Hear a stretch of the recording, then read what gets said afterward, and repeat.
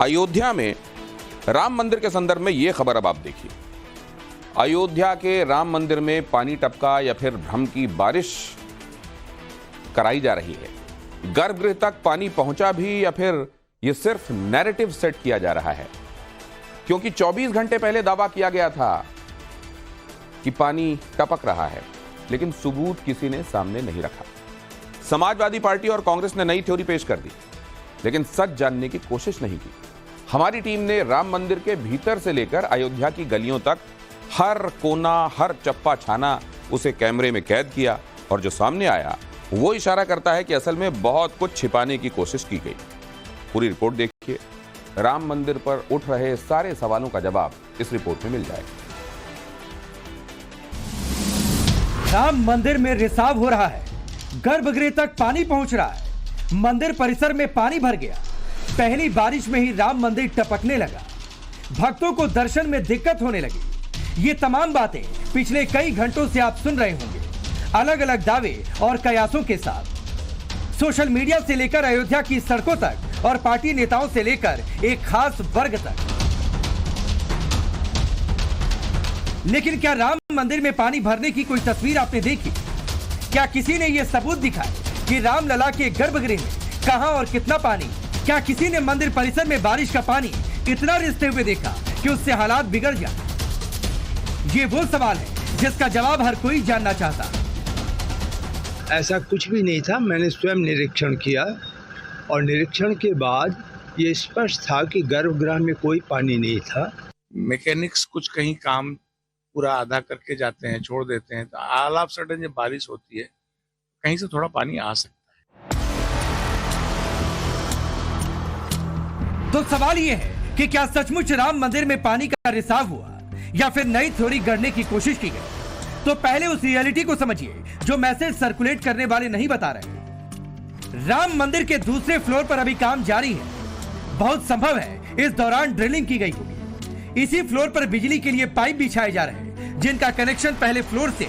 मंदिर ट्रस्ट का दावा है कि इसी पाइप से होते हुए पानी की कुछ एक बूंदों का रिसाव हो गया होगा। सीसीटीवी की वायरिंग की वजह से भी पानी का रिसाव होने की संभावना जताई जा रही है। राम मंदिर निर्माण समिति के चेयरमैन नृपेंद्र मिश्रा को गौर से सुनिए, तभी समझ पाएंगे कि असल में ये पूरा माजरा क्या है। जो बिजली की लाइनें खींचती है ना, पाइप जिसमें से तार डालते हैं, तो वो पाइप से नीचे सीपेज में चला गया। तो कुछ जगहों पे वह कंडुइट कहते हैं जिसको, बिजली के पाइप को, उसके जरिए गया। लेकिन हम आपको और आपके माध्यम से पूरी तरह आश्वस्त करना चाहेंगे कि किसी प्रकार से निर्माण में कोई भी कमी नहीं है। रामलला की प्राण प्रतिष्ठा के बाद से ही राम मंदिर सुर्खियों में है, कभी भव्यता तो कभी इसे लेकर फैलाए गए नैरेटिव की वजह से। राम मंदिर अधूरा है, इसकी प्राण प्रतिष्ठा नहीं की जानी चाहिए, इस मुद्दे को खूब तूल दिया गया। बीजेपी रामनगरी से चुनाव हार गई क्योंकि अयोध्या शापित है, ये नैरेटिव भी खूब वायरल किया गया। और अब बारिश आई, राम मंदिर में रिसाव का दावा किया गया, तो नया नैरेटिव गढ़ना शुरू कर दिया गया। जबकि फैक्ट यह है कि राम मंदिर का भी पहला फ्लोर ही तैयार हुआ है, जहां रामलला का गर्भगृह है। दूसरा फ्लोर 2024 के आखिर तक पूरा होने की संभावना है।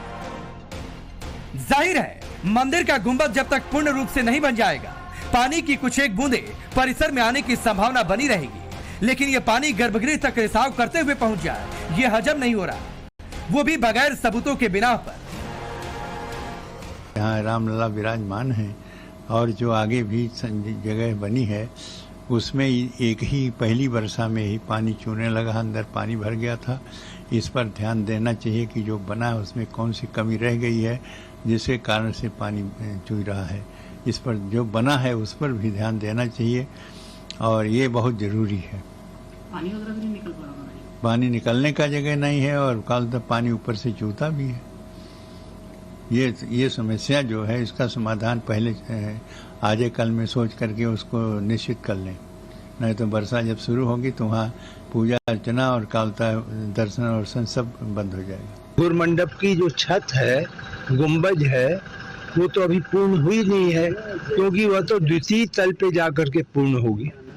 तो जो द्वितीय तल पे पूर्ण होगी उसके बाद ही वहाँ का पानी जो है वो रुकेगा। तो इसीलिए आपने देखा होगा जब श्रद्धालु आते हैं दर्शन करने तो वहाँ पर उस छत पर एक हम लोगों ने प्रोटेक्शन की लेयर बनाई हुई है, अस्थायी निर्माण करके सुरक्षा की दृष्टि से उनको बनाई है। तो वह भी अब जब पूर्ण हो जाएगा तो हटा दिया जाएगा। तो लोगों ने उसके प्रति एक भ्रम पैदा किया। राम मंदिर में करोड़ों हिंदुओं की आस्था है, इसीलिए भक्तों के लिए ये दावा बेहद चौंकाने वाला है। लेकिन मंदिर निर्माण समिति किसी तरह की लापरवाही से साफ साफ इनकार कर रही है। राम मंदिर के निर्माण कार्य की समय समय पर जांच कराई जाती है। हर 2 महीने में इन्वेस्टिगेशन के बाद परिसर सही होने का ग्रीन सिग्नल मिलता है। इसके लिए बाकायदा CBRI रुड़की की एक टीम पहुंचती है। और अब उस सवाल का जवाब जो राम मंदिर परिसर में पानी होने के दावे का खंडन कर रहा है। ये जानते हैं नागर शैली में मंदिर चारों तरफ से बंद नहीं होता, तो जो मंडप है उसके दाएं और बाएं ओर जो है वो तो खुला हुआ है और वो 24 घंटे खुला रहेगा। अब ये संभव है कि कभी बहुत तेज वर्षा आए तो छींटा वहाँ मंडप में आ सकता है, वो संभावना है, लेकिन कोई निर्माण के कारण पानी वहाँ पर आने की संभावना नहीं है। स्वाभाविक रूप से ये प्री मानसून की बारिश थी, वाटर प्रूफिंग चल रही है, ऊपर वायरिंग का काम भी चल रहा है, पाइपलाइन लगी रहती है, मैकेनिक्स कुछ कहीं काम पूरा आधा करके जाते हैं, छोड़ देते हैं, तो ऑल ऑफ सडन जब बारिश होती है कहीं से थोड़ा पानी आ सकता है और जो वायरिंग होती है वो खंबे हैं उसके आसपास ही होगा। पानी टपकने की व्यवस्था नहीं है, वो बंद रहेगा। पानी निकासी का कोई व्यवस्था का कोई सवाल ही नहीं। ऊपर भी छत पड़ रही है, प्रथम मंजिल की छत पड़ने के बाद नीचे सारी चीजें वाटर प्रूफिंग के बाद कुछ नहीं रहेगा। द्वितीय मंजिल की छत भी पड़ जाएगी तो भी वाटर प्रूफिंग हो जाएगी, फिर नीचे पानी आने का कोई तुक नहीं है। अगर राम मंदिर में नॉन स्टॉप रिसाव हो रहा है तो इसे इतनी जल्दी रोका नहीं जा सकता। इस पक्ष को भी ध्यान में रखते हुए हमने रामलला के दर्शन करने वाले भक्तों से बात की। सुनिए उन्होंने क्या बताया। राम मंदिर में दर्शन करके जो श्रद्धालु निकले वो हमारे साथ हैं। आपने दर्शन किए अभी? ओके। तो आपने मंदिर में कहीं पानी टपकते देखा, रिश्ते देखा? नहीं देखा। कहीं पानी भरा हो? नहीं। अच्छा, कहाँ आए, कहाँ से आप लोग? महाराष्ट्र से। महाराष्ट्र से। कितने बजे दर्शन किए आपने? आता 11 बजे। हाँ। तो कहीं पानी नहीं टपक रहा था मंदिर में? नहीं। अच्छा, कहीं भी पानी नहीं देखा? हमें नहीं तो नहीं दिखा। अच्छा। हाँ। तो रामलला के दरबार में कोई दिक्कत तो नहीं दर्शन करते समय? नहीं कोई नहीं, दर्शन अच्छे से हुआ। अच्छा। आपने देखा, आपने दर्शन किए? कहीं पानी टपक रहा हो, रिस रहा हो पानी? नहीं था। कहीं नहीं था। पक्का नहीं था? नहीं। कोई दिक्कत असुविधा की पानी के चलते रोक लिया गया हो या आगे न जाने दिया? तो सवाल यहीं से शुरू होता है, क्या पानी की कुछ बूंदों के बहाने राम मंदिर को टारगेट करने की कोशिश की गई? राम मंदिर में रिसाव हुआ या फिर सियासत का रिसाव शुरू हो गया? क्योंकि सवाल उठाने वालों में समाजवादी पार्टी के फैजाबाद से सांसद अवधेश प्रसाद इस लिस्ट में सबसे आगे। आरजेडी की नई नवेली सांसद मीसा भारती का भी नाम इसमें है। कांग्रेस नेता श्रीनिवास भी राम मंदिर में पानी के रिसाव पर कटाक्ष करने वालों में शामिल है। और तीनों ही वो पार्टियां हैं जिनके स्वयंभू नेता न तो रामलला की प्राण प्रतिष्ठा पर अयोध्या गए और न ही 6 महीने बीतने के बाद कोई प्लान बनाया। इसमें जांच की आवश्यकता है, इस बात की कि सड़क ध्वस्त क्यों गई है, रिसाव क्यों हो रहा है, ये जांच का विषय है। तो हम चाहेंगे इसकी उच्च स्तरीय जांच हो और जांच में जो भी निर्माण इकाई हो कानून के दायरे में उनके खिलाफ कार्रवाई की। घटिया स्तर की सामग्री से निर्माण हुआ, जो एक ही बरसात में सारा पोल खुल गया। आपको लगता मतलब कि भ्रष्टाचार हुआ? भ्रष्टाचार बड़े पैमाने पर। राम मंदिर में पानी कितना रिसा, इस पर दावे भी हैं और भ्रम भी। लेकिन ये भी सच है कि 13 किलोमीटर लंबे रामपथ की सूरत बदल गई। सादतगंज से राम मंदिर तक जाने वाले इस रास्ते पर 19 गड्ढे हो गए, जबकि इसे विकसित करने के लिए सरकार ने 844 करोड़ 93 लाख रुपए खर्च किए। इन गड्ढों को बारिश की गलती तो नहीं कहा जा सकता, इसीलिए सवाल प्रशासन पर है, सरकार की तरफ से अगर इतनी लंबी चौड़ी रकम रिलीज की गई, वो क्या गड्ढा युक्त रामपथ बनाने के लिए थी, वो भी कई कई फीट चौड़े गड्ढे। मैं जहां पर खड़ा हूं ये भी एक गड्ढा ही है जिसे अस्थायी रूप से बालू डालकर बंद कर दिया गया है। इसकी पहली तस्वीर देखना बहुत जरूरी है कि बालू डालने से पहले कितना बड़ा गड्ढा हुआ था। अभिषेक भाई जरा वो तस्वीर दिखा दीजिए कि ये कल तक कैसे हालात थे। कपिल थोड़ा सा आगे आ जाए, ये देख सकते हैं आप। ये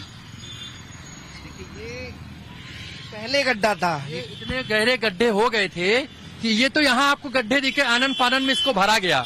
लेकिन बहुत से जगह ऐसे था कि गाड़ियां जब रोड पे चल रही थी तो वो धंस गई, गाड़ी उसमें फंस गई। और ये जो संकेत मिल रहा है, अगर भारी वर्षा होगी तो अयोध्या में बहुत बड़ी घटना भी हो सकती है। और अभी इन्होंने सीवर भी नहीं चालू किया है। ये तो अभी केवल बालू डाल के भर दिया गया, मतलब काम डाल के भर दिया है, काम नहीं। और जो सीवर लाइन बिछाया उस पर भी अभी इन्होंने चालू नहीं किया है। लोगों के घरों में और दुकानों में गंदे पानी भर रहे हैं। लाखों रुपए का नुकसान लोगों का हो चुका है। रकाबगंज चौराहा है, इधर शहादतगंज से आएंगे तो इधर रामपथ पे सीधे चले जाएंगे, आपको रामलला के दर्शन हो जाएंगे। अधिकांश लोग जो एयरपोर्ट से आते हैं वो इधर ही होके जाते हैं। लखनऊ से आने वाले लोग भी रास्ता यही लेते हैं, तो दबाव भी ट्रैफिक का बहुत रहता है। और यहाँ पर ये सड़क कहाँ गई? ये सड़क जनाना अस्पताल को जाती है, फतेहगंज जो एयरपोर्ट को जोड़ता है।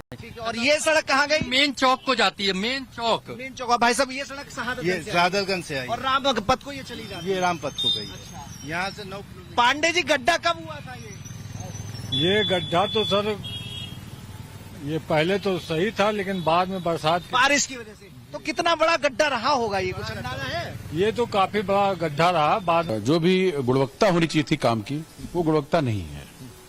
ये शुरू की समस्या थी, लेकिन जो भी काम हुए हैं बहुत जल्दी में हुए हैं।